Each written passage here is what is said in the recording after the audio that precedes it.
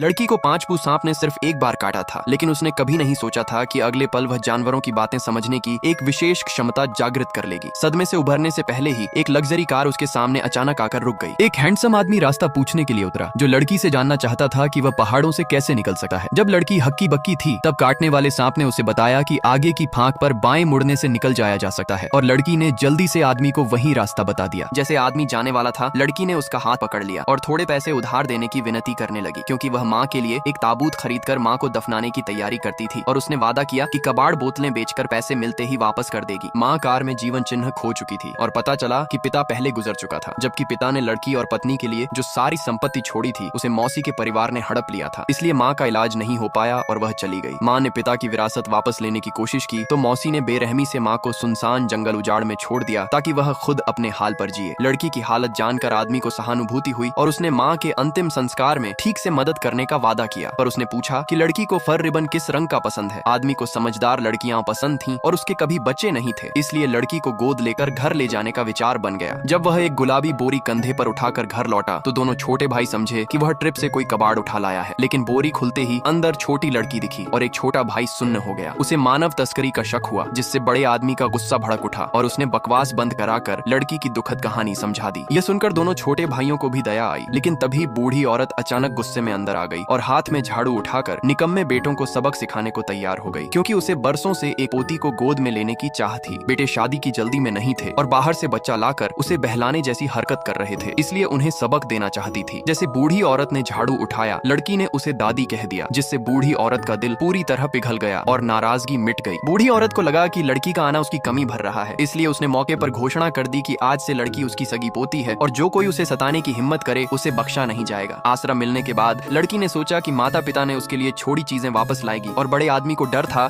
कि वह अकेली खतरे में न पड़ जाए, इसलिए दूसरे भाई और तीसरे भाई को लेकर लड़की के साथ घर गया। घर पर पिता और माँ की तस्वीरें देखकर लड़की के मन में उदासी छा गई और उसका गला रूंध सा गया। बड़े आदमी ने देखा और ढाढ़स दिया कि अब से उसका घर लड़की का घर है और वह अकेली नहीं है। तभी एक आवारा बिल्ली अचानक अंदर आ गई और खतरे की तेजी से चेतावनी देकर लड़की को भागने कहने लगी, और लड़की हैरान रह गई, क्योंकि उसने महसूस किया वह बिल्ली की बात स्पष्ट समझ सकती है, और सांप की बात याद आते ही समझ गई कि उसकी क्षमता जागृत हो गई है। जबकि आदमी को लगा कि लड़की को बुखार है और वह बोल रही। बिल्ली ने चेतावनी दी कि एक खतरनाक वांछित अपराधी दिनों से रेकी कर रहा था और दरवाजे पर हत्या करने को तैयार था, जिससे लड़की डर गई और बड़े आदमी को खींचकर निकलने लगी। बड़े आदमी ने उसे रोका और दरवाजे के बाहर दोनों भाइयों को बुला लिया। दोनों भाई तुरंत दौड़कर अंदर आए, लेकिन अंदर आकर देखा कि वहाँ कोई वांछित अपराधी नहीं था, और बड़ा आदमी बस अपने हाथों में पकड़ी बिल्ली को देखकर चुप रह गया, जिससे दोनों भाई चौंक गए। लड़की ने मौका देकर दरवाजा झट बंद कर दिया, फिर दूसरे बड़े आदमी का हाथ पकड़कर कहा कि वह झूठ नहीं बोल रही।